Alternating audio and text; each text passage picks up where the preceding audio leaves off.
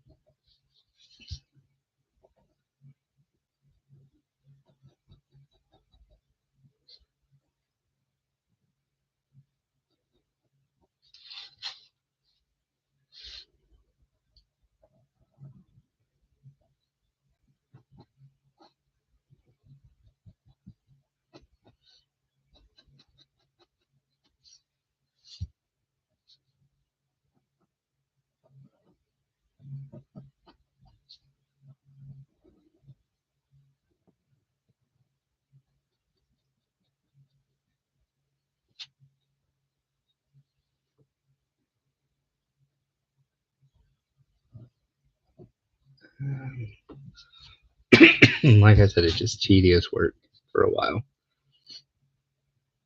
but let's just start getting a little bit bigger. As they get a little bit bigger, you got to watch your detail a little bit better.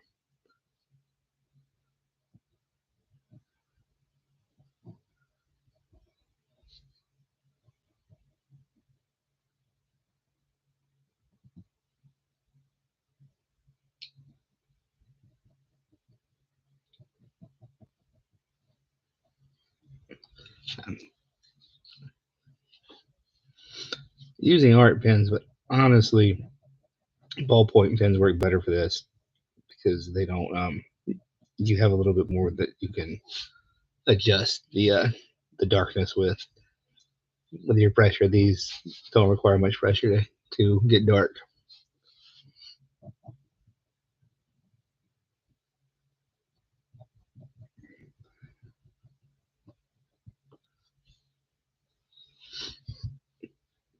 But anyway, so about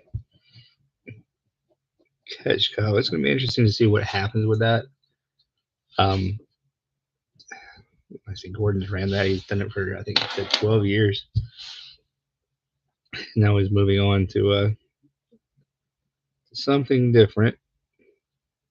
Mystery tackle box looks like it's fairly secure for the moment to stay in, and we'll see what happens with Ketchko. Hoping it sticks around though. I'm gonna definitely miss it if it's going. It's been my main supplier of lures for a while.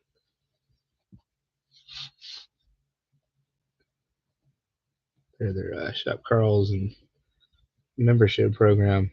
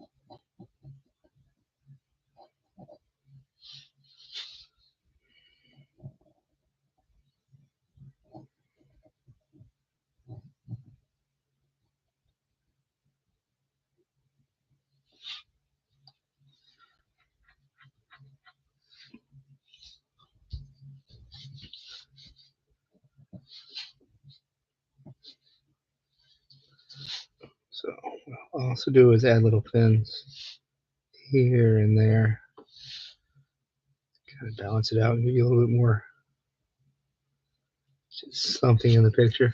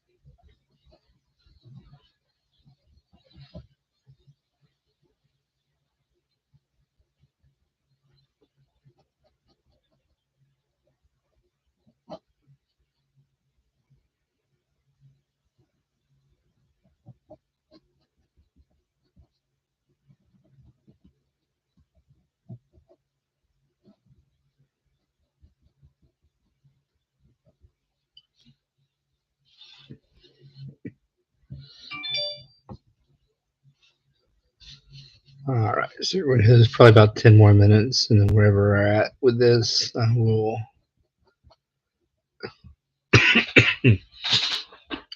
switch over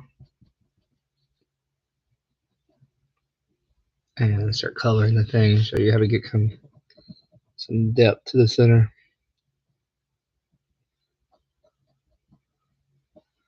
There's already some. If you look, you can tell it's kind of already just by how it piles. It's going to create a little bit of a just an illusion that there's depth at the center when it's just flat.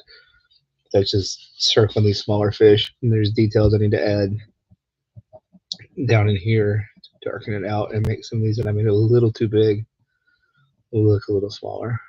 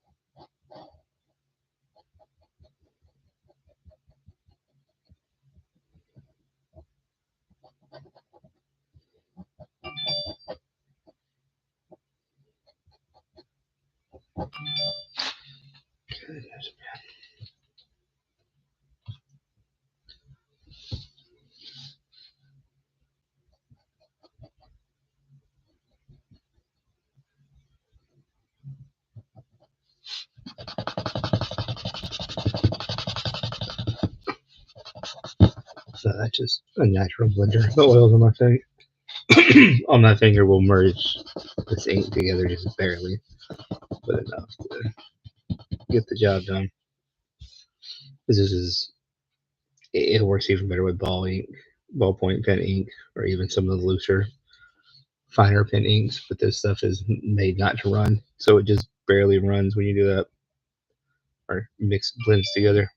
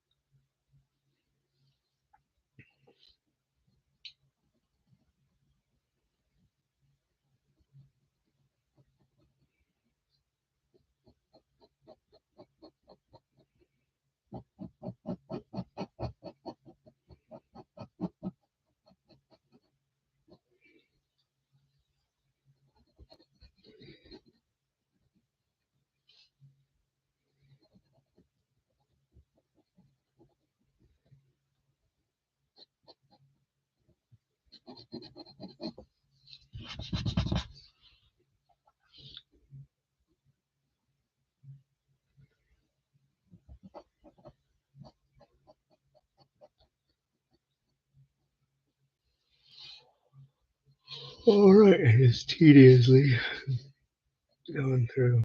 Use tedious about 18 times. I need to get a different word. But anyway, just go through this and get slightly bigger, slightly bigger, slightly bigger.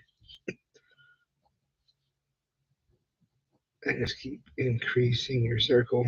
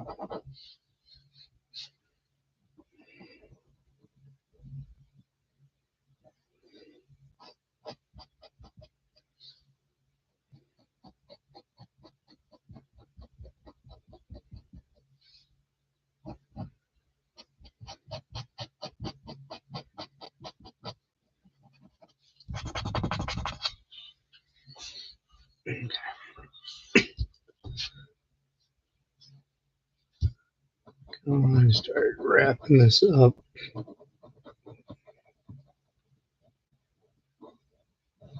And then moving on to the next steps.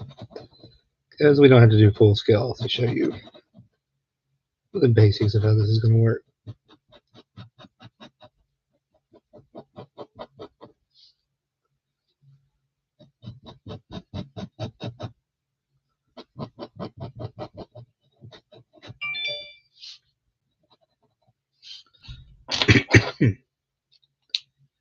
Switch to the heavier marker pen.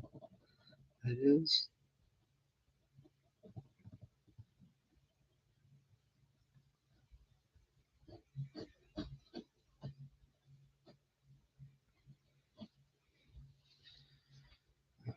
Start closing this off.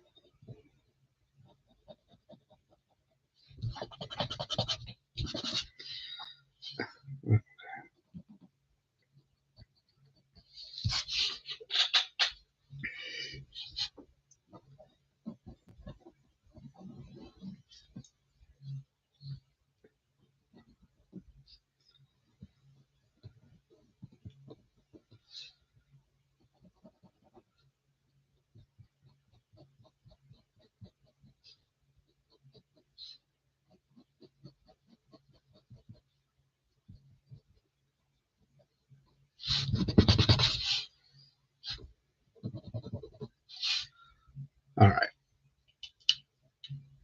It's not a perfect circle by any means. Not where we would normally stop. We're definitely more asymmetrical on this one.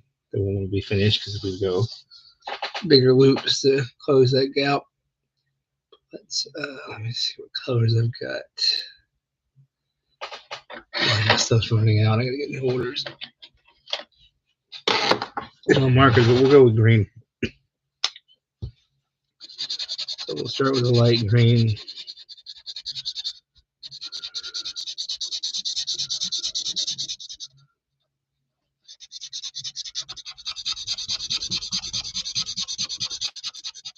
It already picks up where some of that marker got smeared by my finger, the darker areas.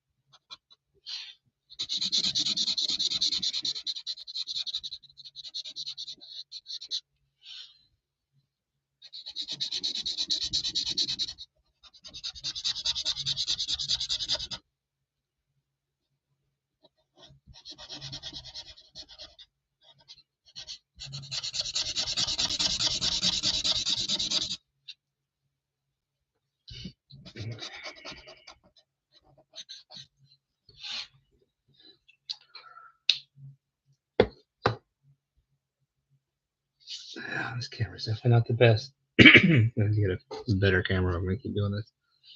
I just use my phone, but we can go what we got here. So I want it to be darkest, the deeper it is.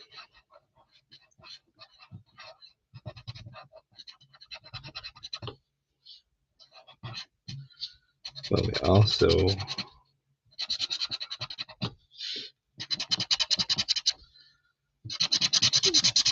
want to pick a side to kind of go ahead on.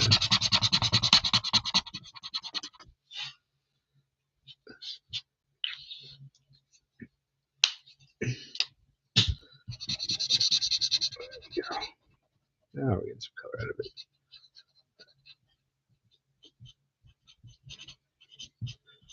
So we're still going to try to work around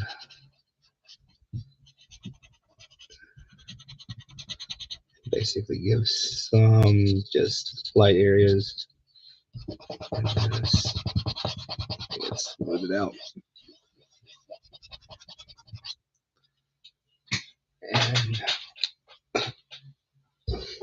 it's not the best representation of what's going on, but let's see. Oh yeah, that camera's bad. But you can see a lighter here, darker. When we go to turn it, it gives it one distinct side. So when it turns and keeps turning, you will see the rotation even more than just the fish. Now we will go back in here and add some lines over.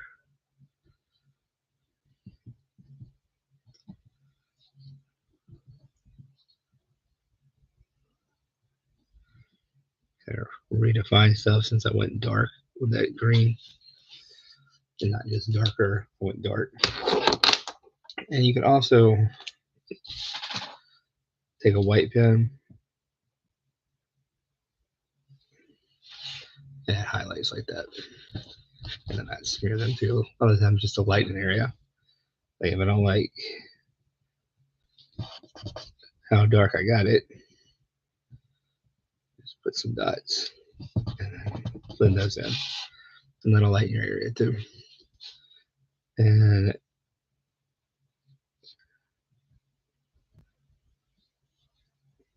you can definitely add depth by your highlight areas, kind of hitting the edges with the white.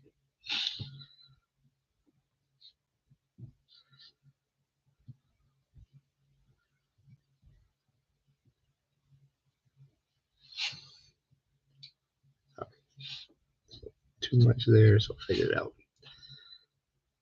So, then again, that'll help you when you go to rotate. You just hit those sides. And with that, even you just do a touch. It's about the only one that I'll be able to do. The rest are dried. But just a touch, we just lighten that down into it.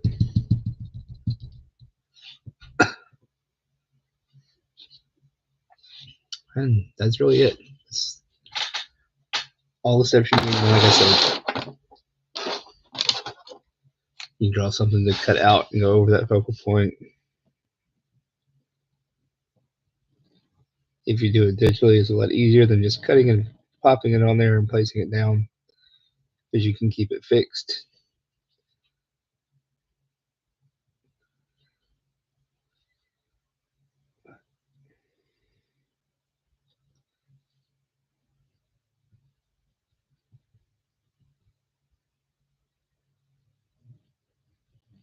Let's put it into the back of this boat.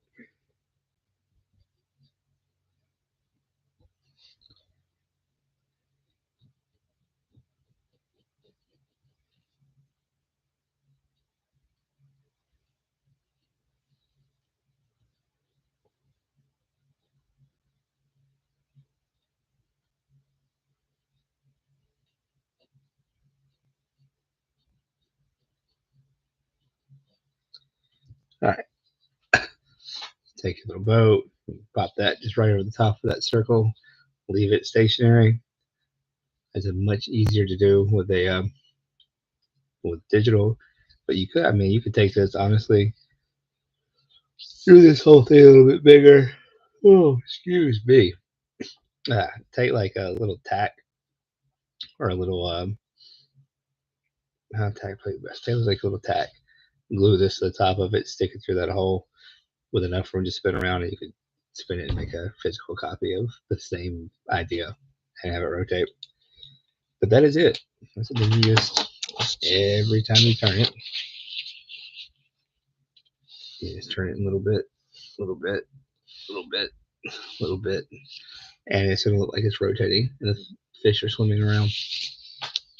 So that's it. That's how to draw it. Um, didn't really have anybody in here to talk about Gordon and Ketchko. We'll try to do these lives again, maybe every Wednesday. Oh, we just want to be in here for at least 30 minutes, and we're pushing in on 30 minutes. Um, so yeah, it won't always be drawing. I am rebuilding my my art table here. I'll have it set up to do videos out of here within the coming weeks. I'm probably gonna get a better camera, or like I said, use my phone. Um, and yeah, we'll get that going, and then we'll be able to talk more when people start showing up to them. They get regular. Talk about fishing in general. Talk about how tos. Talk about the fishing community. Like I said, what's going on with Catchco. Talk about giveaways. The giveaway I might do out of a live video just to kind of get people in the gear. If you haven't checked out my shop at Outdoor Nobles Designs at Etsy.com, I will put a link once I post this video in the description. And check out the shop. I've got all kinds of good stuff in there: t-shirts, hoodies. I got a hat that I'm not the most impressed with, but it's okay hat. It's marked up more than I'd like because of the way the price structure works with hats through who I use. Windbreaker is awesome and my favorite product, and I'm about to put out some more. I'll give you a heads up. We started the design. That is part of one of the parts of the design that's going to go on to the new windbreakers. So I'm excited about those. I'm going to make those in like a charcoal gray or a black. So it'll be different than the windbreakers I got up there so far, but the windbreakers I have up there so far are awesome. Yeah, that's Outdoor Nobles Designs on Etsy. You guys have a great day. Thank the couple people that did come in and watch for a little bit. Anybody else who watches after, and let me know what you guys think. Let me know what you guys might want to talk about. Let me know if this time works for anybody, or you guys would like me to switch it up. I don't have a whole lot of free time in the evening, so this is about my only weekly dedicated free time. It's 11 to noon on a Wednesday, and that's Central Time. So let me know what works for you guys. Hope you guys have a great rest of the week. And fish on, my friends. Fish on.